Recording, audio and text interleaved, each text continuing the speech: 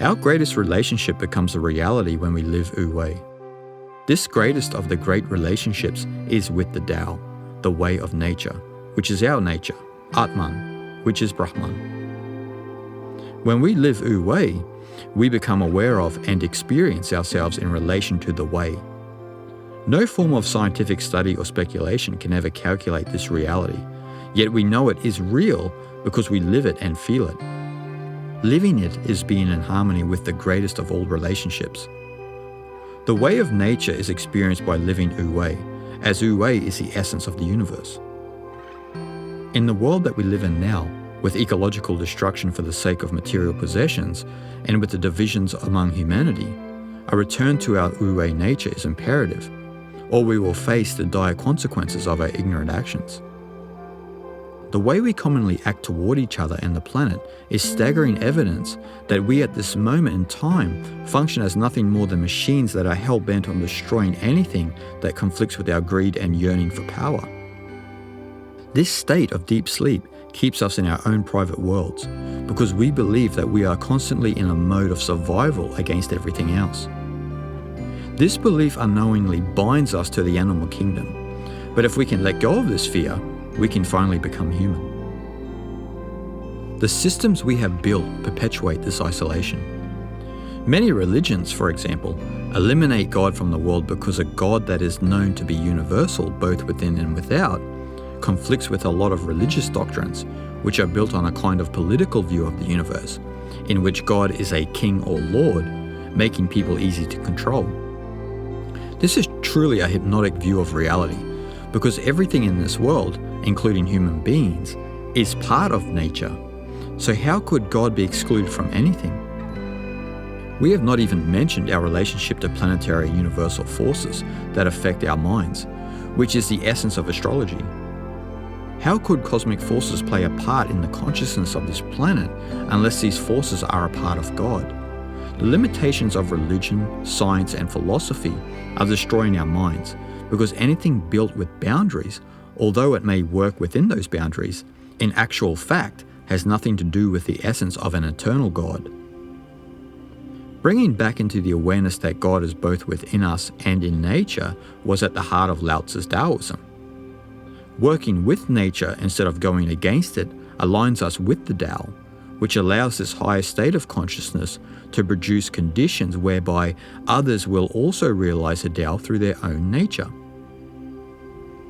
The English mystical philosopher and writer Aldous Huxley expresses this in his book The Perennial Philosophy, where he beautifully explains our ignorance of God in the world through the story of the Zhuangzi text.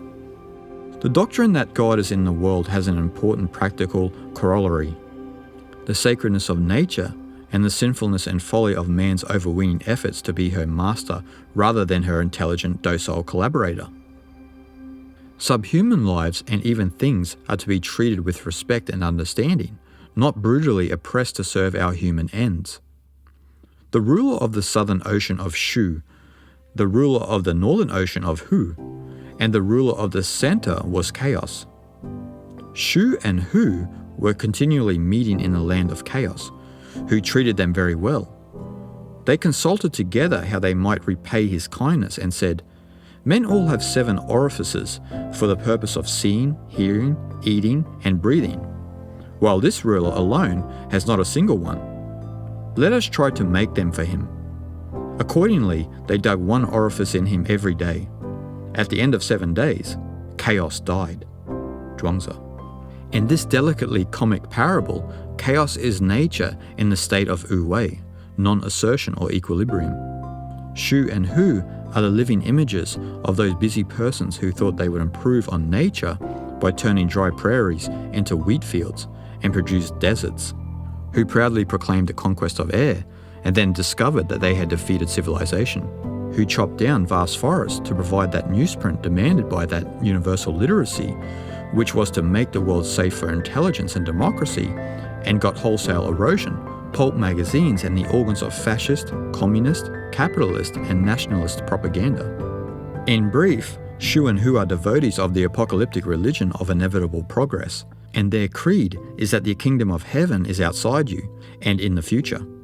Zhuangzi, on the other hand, like all good Taoists, has no desire to bully nature into subserving ill-considered temporal ends, at variance with the final end of men as formulated in the perennial philosophy.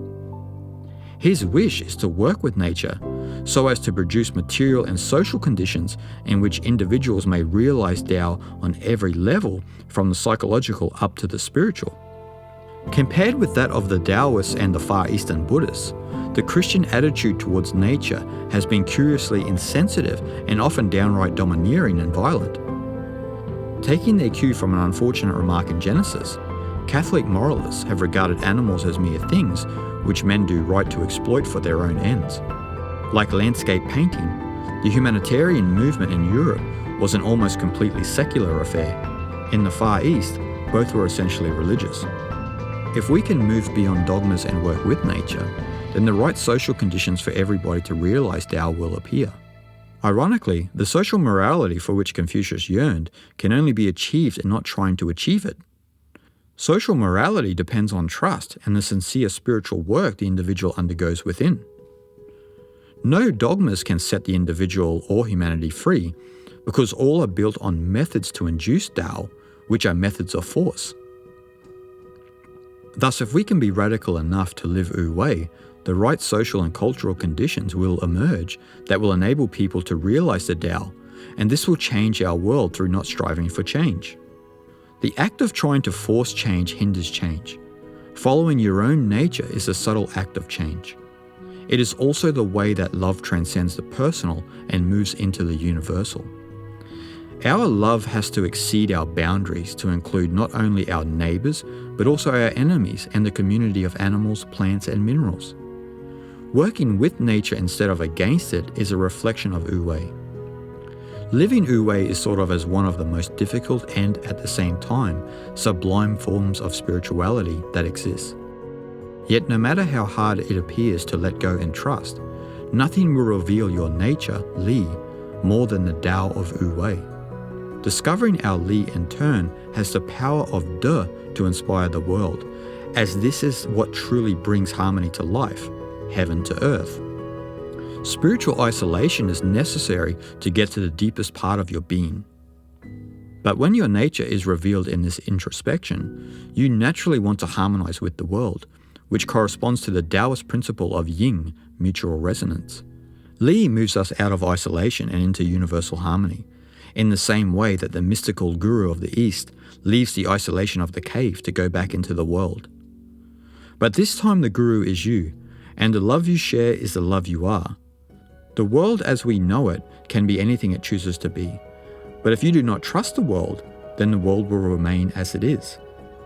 Such is the paradox of unity and our nature, wu-wei.